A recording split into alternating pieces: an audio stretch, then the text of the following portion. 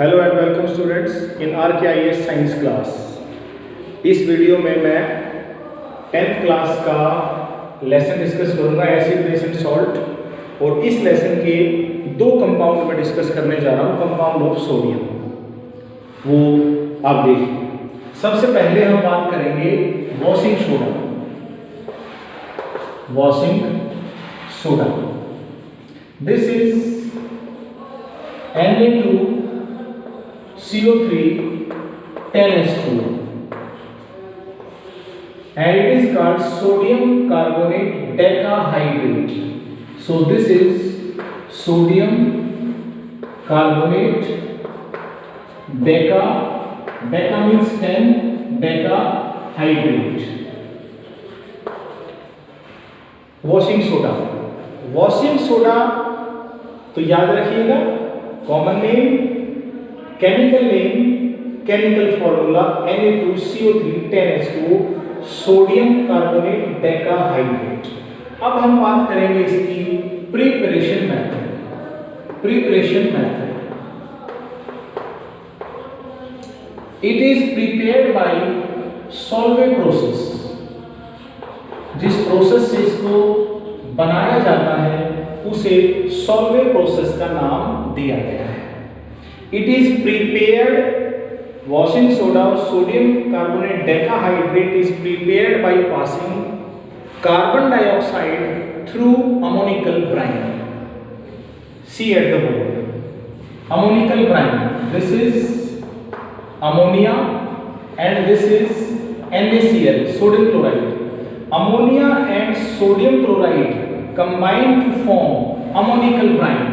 आप इसमें water add कीजिए।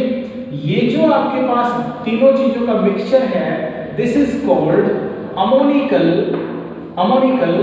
ब्राइन। पानी और नमक के घोल को ब्राइन कहते हैं। इसमें अमोनिया और डाल दी गई तो ये अमोनिकल ब्राइन हो गया। तो इन तीनों चीजों को अमोनिकल ब्राइन बोलते हैं। अमोनिकल ब्राइन के अंदर से क्या पास करनी है? Carbon dioxide. So what will you get? You will gate sodium bicarbonate and ammonium chloride. This sodium bicarbonate is partially soluble in water, so it will separate out as solid. ये separate हो जाएगा solid form में, PPT की form में, semi solid form में अलग हो जाता है, because it is not completely soluble, it is sparingly soluble in water. So you will take it, you will separate this PPT, you will dry it and heat it. आपने इसको separate कर लिया है सॉलिड फॉर्म में, dry करके इसको आप heat करेंगे। This is NaH, I will write unbalanced equations. This is sodium bicarbonate. Now we will heat it. When you will heat sodium bicarbonate, you will get sodium carbonate, carbon dioxide and water. You will get these. This is called soda ash. This is soda ash. Then after adding 10 molecule of water of crystallization, we will get washing soda. So this is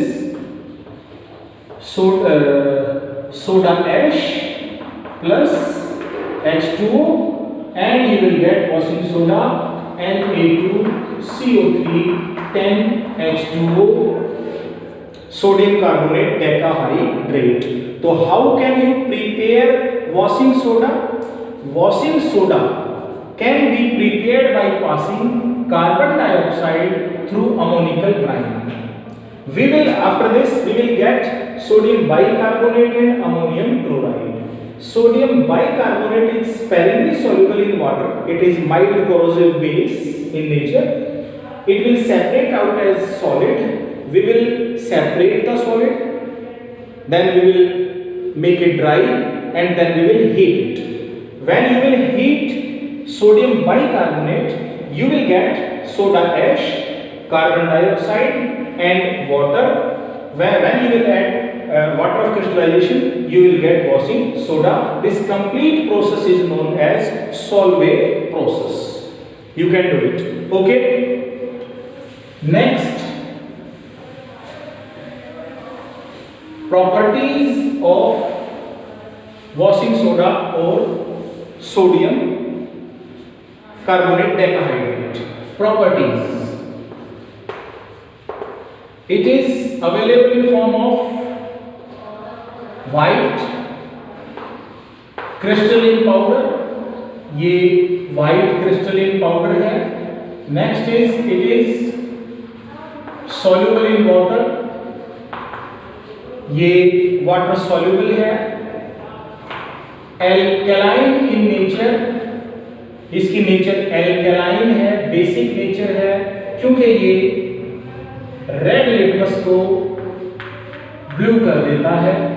तो हमें पता चलता है कि जो इसकी nature है वो एल्कलाइन नेचर है.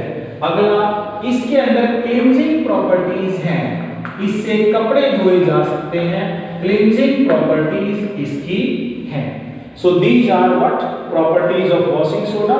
It is white crystalline powder, it is soluble in water.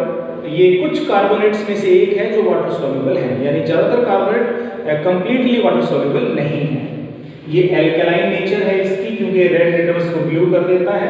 और इसकी क्लींजिंग प्रॉपर्टीज हैं. ये it is used to wash clothes because of its great cleansing properties. After properties, let's discuss its uses.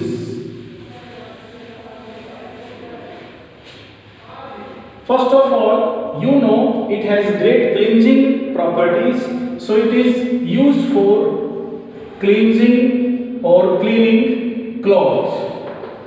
अपनी cleansing properties की वजह से ये कपड़े धोने के काम आता है. washing या wash clothes कपड़े धोने के काम में आता है अपनी cleansing properties की वजह से.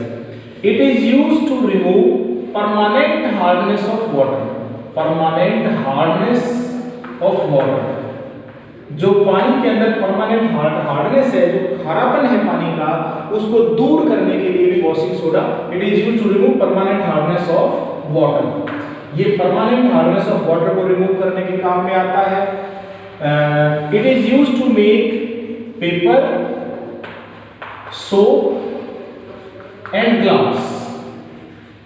And it is also used to make some chemical substances like borax. Borax जो आंखों की कुछ दवाएं बनाने के काम में आता है. इन सब चीजों में ये काम आता है. एग्जाम में क्वेश्चन कुछ इस तरीके से इसका पूछा जाता है. A compound of sodium is used to remove permanent hardness of water. या a compound of sodium used to make paper, soap and glass. Identify the compound, give its preparation method, properties or uses. So इसके बाद अगर हम देखते हैं इस video में जो एक कंपाउंड और आपसे डिस्कस करना चाहूंगा वो इसी की फैमिली का है, वो और ये है baking soda. Baking soda, formula of baking soda is NaHCO3. This is formula. Chemical name sodium bicarbonate. Sodium bicarbonate is also known as sodium bicarbonate. It is also known as sodium hydrogen carbonate. This is also prepared by Solvay process as we have seen earlier. वही है हमारे पास. Ammoniacal Bryan लीजिए, NaCl plus water, ये ammoniacal Bryan है जैसे हमने अभी देखा.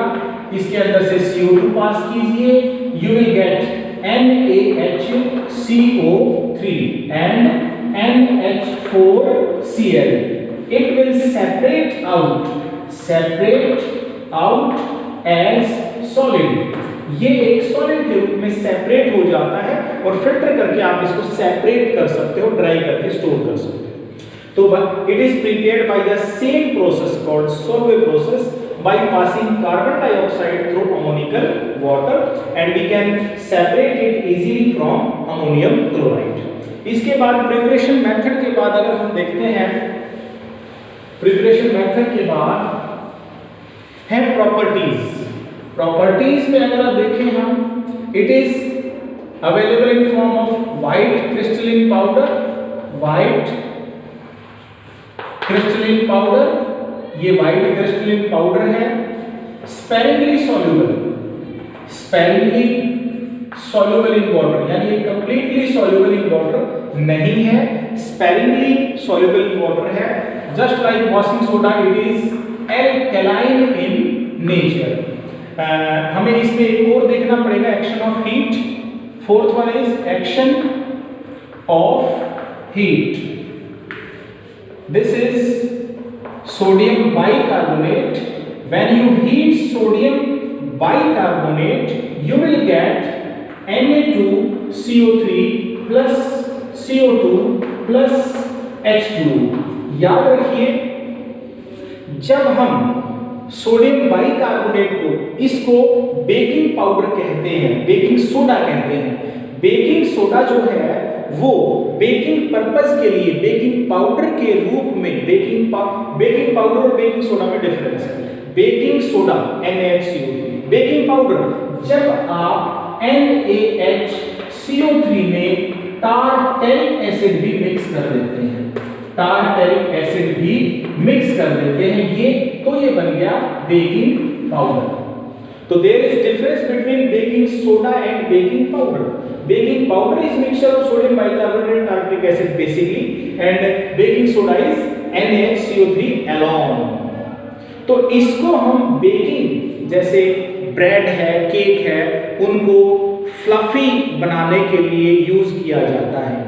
थोड़ा सा यहीं पे आप थोड़ा समझिए कि अगर हम ब्रेड में, केक में बेकिंग सोडा डालते हैं, ये डालते हैं, तो आप जानते हैं ये सोडा ऐश प्रोड्यूस करेगा, और ये क्योंकि बेस है तो ये ब्रेड और केक में बिटर टेस्ट प्रोड्यूस कर सकता है। इसी को काउंटर करने के लिए, बिटरनेस को, वॉशिंग सोडा की बिटरनेस को खत्म करने के लिए हम ब्रेड और केक बनाते समय बेकिंग सोडा नहीं, बेकिंग पाउडर यूज करते हैं, क्योंकि टारटेरिक एसिड इसको न्यूट्रलाइज कर देता है और जो बिटर टेस्ट है उसको खत्म कर देता है।